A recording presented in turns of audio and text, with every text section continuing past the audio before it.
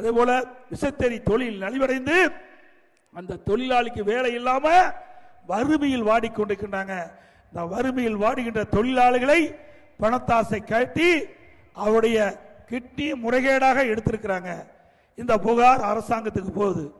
திமுக MLA அவருடைய மருத்துவமனையில் அந்த கிட்னி முறைகேடு நடைபெற்றதாக அரசாங்கத்திற்கு தகவல் வந்து ஒரு குழு அரசாங்கம் அமைக்கப்பட்டு குழு போய் அந்த மருத்துவமனையில் சோதனையிட்டு முறைகேடு நடைபெறுவது உறுதி செய்யப்பட்டு உறுப்பு மாற்று அறுவை சிகிச்சை அந்த மருத்துவமனைக்கு தடை செய்யப்படுது.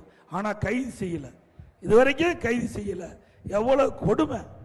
ஒரு வறுமை, அந்த வறுமை மையப்படுத்தி ஏழைகளை உடைய உடல் உறுப்புகளை திருடுவது எந்த அளவு எந்த நியாயம் என்பதை நாம் எண்ணி பார்க்க வேண்டும். அது மட்டுமல்ல, பள்ளி வளையத்தில் இதே மாதிரி ஒரு பெண்மணிக்கு வறுமையை பயன்படுத்தி பணத்தாசை காட்டி கிட்னி எடுக்குன்னு சொல்லிட்டு அழைச்சிட்டு போய் கல்லீரல் எடுத்துட்டாங்க. கிட்னிக்கு பதிலாக கல்லீரல் எடுத்துட்டாங்க. இப்படிப்பட்ட அவல ஆட்சி தொடர வேண்டுமா?